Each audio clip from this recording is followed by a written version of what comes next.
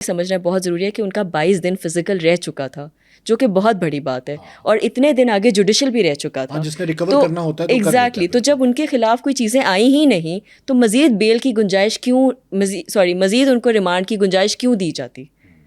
तो ये 3-4 बेसिक बातें थी, और जज देखे सर, उनका ये रोज़ का काम है। अभी इलेक्ट्रॉनिक उनको गैजेट्स दिनों कौन एक- कौन से हैं, डिवाइसेस कौन कौन सी हैं जो अभी भी एनसीसीआई की सर तहवील उनके में हैं? आईफोन्स उनके पास हैं, उनके पास अब वो एक पूरा एक रिकवरी मेमो था मेरे पास, अब वो मैं तो वो फिर पढ़ने बैठ जाऊंगी, लेकिन उसमें there are lot of thing. उनका लैपटॉप मौजूद है, उनके कार्ड्स मौजूद हैं, क्रेडिट कार्ड्स मौजूद हैं, उनके उसमें वॉलेट मौजूद है, उसमें उनके उनकी वाइफ के फ़ोन्स दोनों मौजूद हैं। अच्छा, वाइफ के और फ़ोन भी नहीं दिए गए? नहीं, वो भी दोनों उनके पास ही हैं, सब कुछ उनके पास अच्छा, ही है। नोटिस दिया गया था डकी भाई को, सब हुआ? सर आपने बहुत अच्छा सवाल पूछा है, and I am so glad that you raise this question.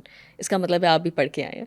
Sir सीधी सी बात है, इस बात पे भी हमने आर्ग्यू किया था, ये भी पॉइंट आपने मुझे याद ये दिलाया। तो सबसे बड़ा सर ये argument है सबसे आपका। बड़ा आर्ग्यूमेंट है कि उन्होंने कोई भी नोटिस उनको सर्व नहीं किया। आप मुझे एक बात बताएं, एक बंदा जिसका घर पूरे यूट्यूब पे ऑब्वियस है, नज़र आ रहा है, आप ऐसा कैसे हो सकता है कि अगर आपने उनको नोटिस सर्व किया होता तो आपके पास उसकी कोई कॉपी मौजूद होती? उस नोटिस की कोई कॉपी इनके पास मौजूद नहीं है। इन्होंने कोई उनको नोटिस सर्व नहीं किया। कोर्ट में और प्रेजेंट किया इन्होंने? सर जो उन्होंने कोर्ट में किया था वो एक इन्वेस्टिगेशन या आप इंक्वायरी लेटर कह लें। जो इंक्वायरी लेटर था और नोटिस में फ़र्क वो होता है। वो बहुत फ़र्क होता है सर। और एक दफ़ा इन्होंने मेरी जब साथ से बात हुई थी, उसने मुझे खुद जेल में एडमिट किया था। उसने कहा अमृत, मुझे एक दफ़ा सर्व हुआ था नोटिस, मैंने ओवर स्पीडिंग की थी and I was going to Gujranwala, और मुझे वहाँ पे पुलिस सर्व किया गया था, और ये 2019 की 20 की बात है। उन्होंने कहा कि मैं वहाँ पे गया था कि मैंने उन्हें कहा था कि भाई हाँ जी मुझसे ओवर स्पीडिंग हो गई थी, तो ये पैसे हैं, ये किया। तो कहते हैं अगर मुझे ये पहले करते या बताते तो मैं एटलीस्ट आके इनको जवाब तो देता ना क्या है और कैसे नहीं है। मुझे तो कोई नोटिस नहीं सर्व किया गया। अच्छा, नोटिस भी एक नहीं दिया जाता, मैं 3 नोटिस जी सर्व सर, किए जाते बिल्कुल, हैं। Absolutely absolutely. एक नोटिस के बाद बिल्कुल। एनसीसीआई ये कार्रवाई नहीं कर बिल्कुल, सकती। लेकिन अपेरेंटली वो नोटिस भी नहीं था, वो एक इंक्वायरी थी जो कि गॉड नोज़ के उन्होंने कहाँ सर्व की, कैसे की, क्या था उसमें, किसी को कुछ नहीं पता। और सर मैं वैसे जनरली आपको बता रही हूँ, नोटिस सर्व करने के भी बड़े तरीके होते हैं। आपने अगर किसी तक नहीं मैसेज पहुँचाना ना, तो आप चाहें तो आप ना भी पहुँचाएं, और आप ये बात दावा कर सकते हैं कि हाँ जी हमने नोटिस सर्व किया हाँ, था। जैसे सुमन आते हैं अदालतों से। बिल्कुल, एब्सोल्युटली। ठीक है, नोटिस कोई सर्व नहीं हुआ, ये नहीं, बहुत बड़ा बहुत ग्राउंड है बड़ा, आपका। बिल्कुल। बिल्कुल सही है। अच्छा, जो बाकी नोटिस सर्व हुए, मतलब डकी भाई केस के बाद उन्होंने रजब भट्ट को नोटिस दिए, नदीम नानी वाला एक यूट्यूबर है, और बहुत से हैं, सिस्ट्रोलॉजी सर वाले मुझे इतने ज़्यादा है, मुझे कसम से आधे ज़्यादा तो मुझे नहीं पता है। भी नहीं है। तो क्या उनसे भी कोई माली फवायद हासिल किए गए? सर देखें, अभी तक तो हमारे इल्म में कोई ऐसी बात नहीं है, तो इस वजह से मैं इतनी बड़ी एक्यूजेशन किसी पे नहीं लगाऊंगी, और ना हमारी नॉलेज में इस चीज़ की है।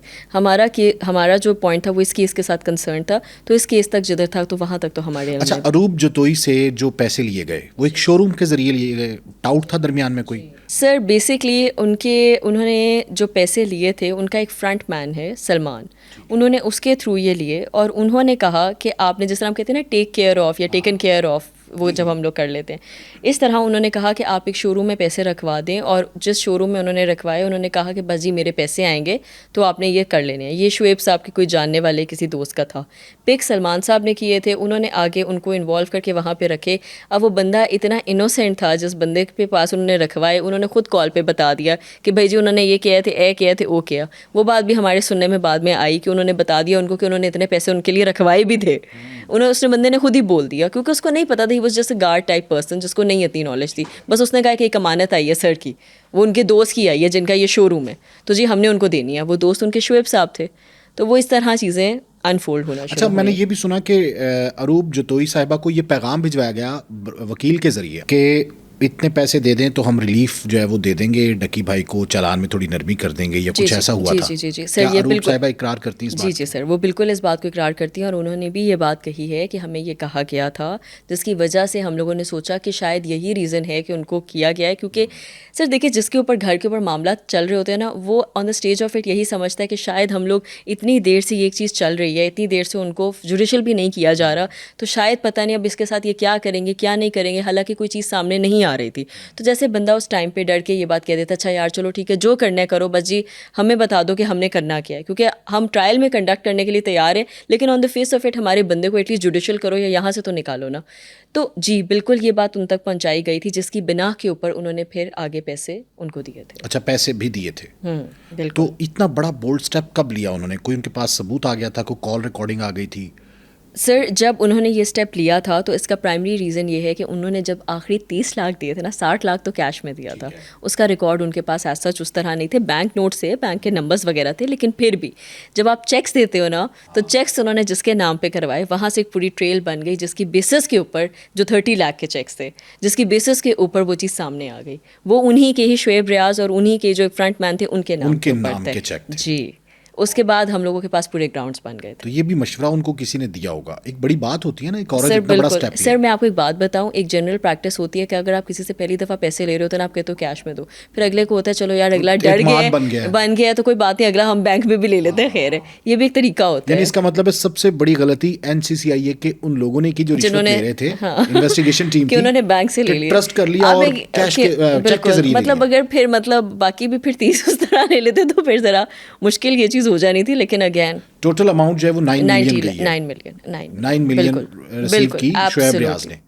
और इसमें ये दीगर लोगों का लिंक आपने कैसे डेवलप किया? सर अगेन वो जब एक बंदे को आप लेते हो फिर उसके बाद वो दूसरे चेन डेवलप करते हैं, फिर वो दूसरे के बारे में करते हैं। ये एफआईआर में सारा लिखा हुआ है कि किसने किसको पैसे दिए, फिर किसने किसको दिए, फिर किसने किसको किसका 5 किसका था, 10 किसका था, 20 किसका था, 30 किसका था, सो एंड सो। तो जितने इन्वेस्टिगेशन टीम ने पैसे लिए सबसे ज़्यादा हिस्सा तो जाहिर है चौधरी सरफराज साहब का होगा। सर देखिए ज़ाहिर सी बात है, उन्होंने कहा था कि हमारे हेड क्वार्टर्स जो हैं हम सबसे ज़्यादा वहाँ पे भेजते हैं और हम लोगों ने मंथलीज़ वहाँ पे भेजने होते हैं। अच्छा, उन्होंने कहा हेड क्वार्टर्स भी भेजने हैं? हाँ, उन्होंने कहा कि हम लोगों ने यहाँ पे मंथलीज़ भेजने होते हैं, तो अब ज़ाहिर सी बात है फिर उनके अब होते होंगे उस चीज़ के अंदर। पर हमारा तो गर्ज इन लोगों के साथ था ना, अभी तो हम मज़ीद उधर डिगिन करें तो फिर पता नहीं क्या ही हो जाए। एक पूरा सर नेटवर्क है, let's be very honest, its entire network. फिर उसके अलावा अब एनसीसीआई ने पूरी हिरार्की चेंज कर दी है, जो डायरेक्टर्स थे उनके ट्रांसफर कर दिए, इसमें कोई ऑनेस्ट लोग थे उनको भी चेंज कर दिया कि नहीं भाई सारा जो है सारा डिपार्टमेंट बदलेगा। इसका मतलब इम्पैक्ट तो बहुत पड़ा सर डेफिनेटली, और मैं ये समझती हूँ कि इसी तरह ही चीज़ों को आना चाहिए सामने, अनफोल्ड करना चाहिए, इंसान को दिलेर होना चाहिए। देखिए कुछ ना कुछ तो होगा ना, सज़ा मिलना होना एक अलहदा बात है, बिहाइंड द बार्स होना एक अलहदा बात है। द फैक्ट कि वो जिस जगह पे बैठ के उसको एक्सप्लॉइट करे थे उस पोजीशन में ही वो अब नहीं है, इससे बड़ी बात क्या होगी? नहीं, this all credit goes to you and Arup Jatoi as well. बिल्कुल डेफिनेटली, उन्होंने हमें बताया, हम तो वरना समझते थे कि यही इदारा है, बिल्कुल यहाँ से नोटिस आ गया तो बिल्कुल बस बात खत्म है। हाँ, बहुत सर, और ये नहीं, मैं ये समझती हूँ कि मैं किसी अल्लाह माफ़ करे किसी इदारे के ख़िलाफ़ यहाँ स्टेटमेंट नहीं देने लगी, लेकिन मैं ये एक बात ज़रूर कहती हूँ कि कोई भी इंसान हो जो किसी जगह पे या किसी ऑफिस पे बैठा हुआ है और अगर वो उसको एक्सप्लॉइट कर रहा है, तो मेरा ख्याल है एक आम हैसियत और एक आम शहरी होने के नाते हमारे पास ये इख्तियार होना चाहिए कि हम उसको, नहीं सर, मैं वही बात बता रही हूँ, कोई भी इदारा हो उसमें कोई भी बैठा इंसान हो जो एक आम इंसान को, सर देखिए कई लोग होते हैं जो दे सकते हैं, कई लोग होते हैं जिनके पास वसाइल नहीं होते। मैंने तो बहुत प्रो बोनो काम किया और मुझे पता है वो बेचारे किस तरह एक्सप्लॉइट होते हैं, स्पेशली उनकी ख़वातीन किस तरह एक्सप्लॉइट होती हैं, और ये छोटी बात नहीं है क्योंकि मैं खुद एक औरत हूँ, तो मैं समझती हूँ इन